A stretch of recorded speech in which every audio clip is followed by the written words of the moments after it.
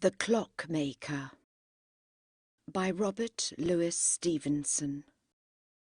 The caraffe stood on a table in the midst of the room. For nearly a week no one had passed the door.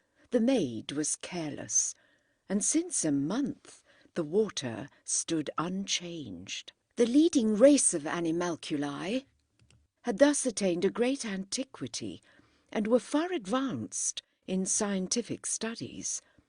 Their chief delight was in astronomy. Philosophers passed their days in the contemplation of the heavenly bodies. Society pleased itself in the discussion of competing theories. 2 windows, one looking to the east, one to the south, gave them 2 solar years of different length, the second mingling with the first succeeding again to the second after an interval of darkness. Many generations rose and perished in the night.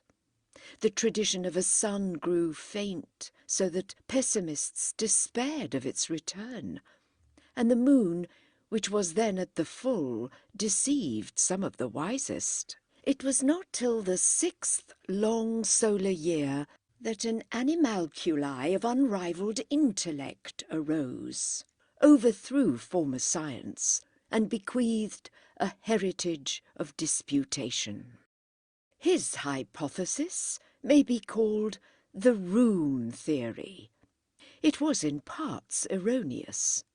The room was not filled with drinking water, neither were its walls of the same substance as the tablecloth, but in most points the theory accorded rudely with the facts, and its author had calculated the relative position of the caraffe, the table, the walls, the chimney-piece ornaments, and the 8-day clock to the millionth place of decimals, for his instruments and methods were exquisitely fine. So far his merits were recognized by the most sceptical, but the philosopher was a man of a devout, obedient mind, and he had chosen to accept and build upon a legend of the race.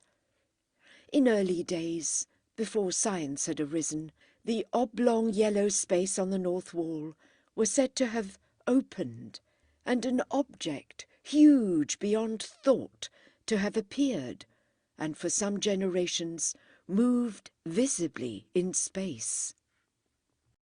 A light, according to some brighter than the sun, according to others scarce brighter than the moon, accompanied the meteor in its orbit.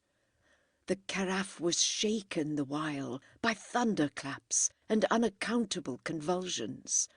The sides of heaven were heard to crepitate. A final detonation signalized the moment of disappearance, and when animalculae had recovered from the shock, the yellow oblong space on the north wall was seen to have resumed its natural appearance. Such was the report of grave and critical historians. In the mouths of the untutored, it ran otherwise. "In the old cannibal days," said they, "an animalculae of unheard-of bigness came through the wall. He had the sun in one claw. The movement of his swimming shook the whole caraffe, and before going out again, he did something to the clock." To the amazement of society, it was this popular version the philosopher accepted. A light-bearing colossus, similar to the one observed, walked at stated periods about the outer walls of the room, and his passage before first one window and then another explained the solar years. But the philosopher went further still.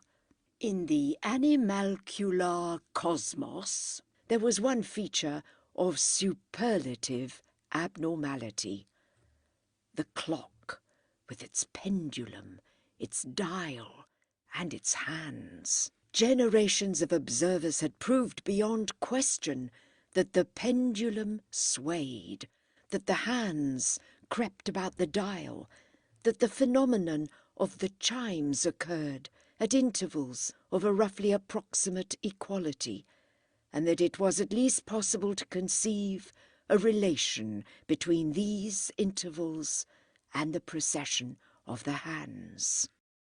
Attention became early riveted upon the clock. The evidences of purpose in creation centred there.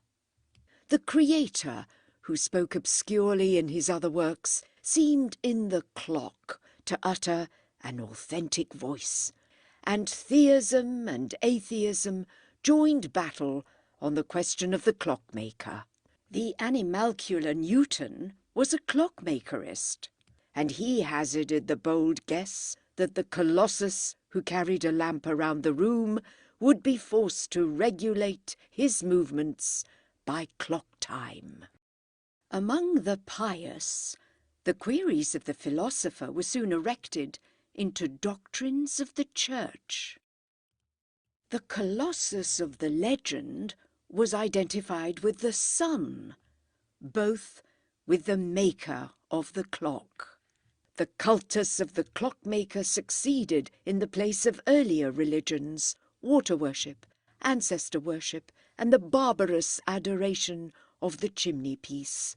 To him all virtues were attributed, and all becoming animalcular behaviour was massed under the rubric of clockmakerly behaviour.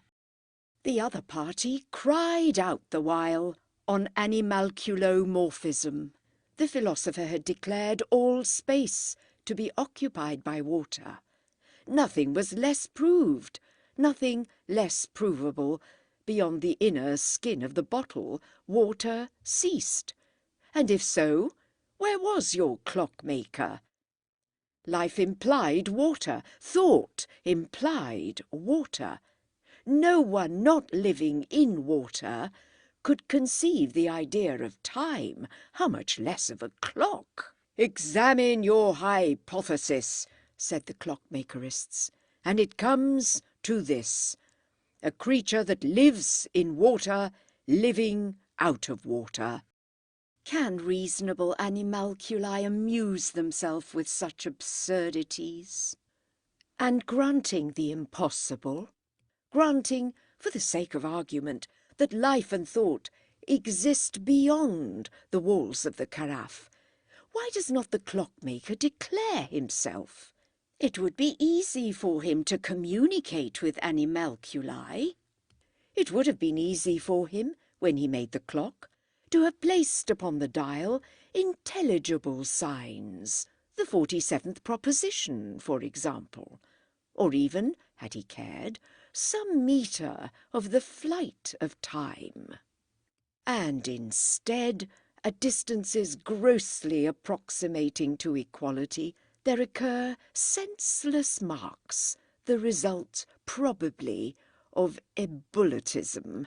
If, then, a clockmaker exist, he must be figured as a frivolous and malignant wretch who fashioned the caraffe, the table, and the room with a single view to gloat on the miseries of animalculae. Such opinions found a more violent expression in the mouths of contemporary poets. The infamous Ode to a Clockmaker, which shook society, began somewhat thus: "Huge are your sins, huge as a whole caraffe. Clockmaker, I defy you.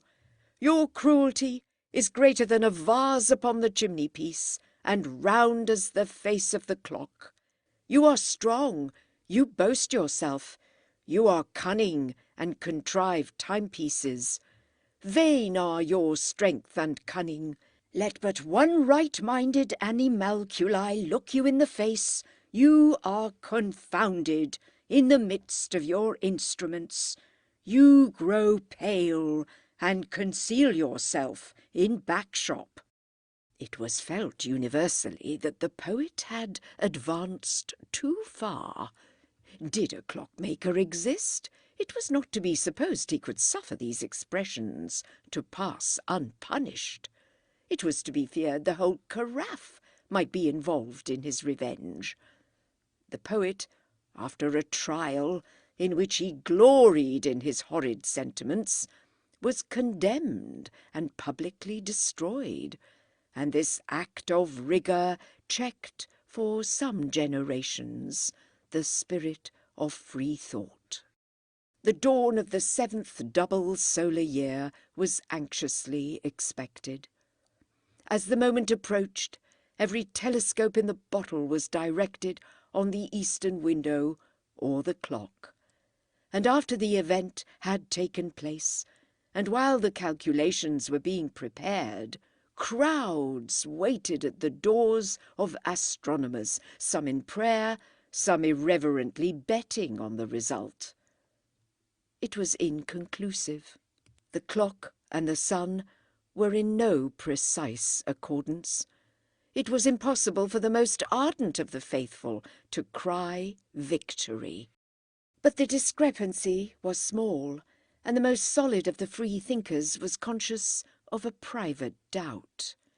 In "The Clockmaker displayed in all his works," "The Clockmaker vindicated," and "True clockmakerly science displayed and justified," the pious sought to gloss over their disappointment. In works of a different complexion, free thinkers magnified their victory. As the hours passed and generation succeeded to generation, faith was perceived to have been shaken. The belief in a clockmaker steadily declined, and soon the clock itself, with its falling movements and irregular regularity, became a theme for jesters. In the midst of this, the oblong yellow space in the north wall was seen to open, and the clockmaker entered and proceeded to wind up the clock. The revulsion was complete. Animalcules of every age and station crowded to the seats of worship. The caraffe rang with psalms, and there was no sentient creature from one side of the bottle to the other who would not have sacrificed all that he possessed to do the clockmaker a service. By the time he had done winding the clockmaker spied the caraffe, and being thirsty after last night's beer, drained it to the dregs. For 3 weeks after he lay sick in bed, and the doctor who attended him had the water supply of that part of town completely overhauled. If you liked the video, put a like, subscribe to the channel and click on the bell to not miss our new videos.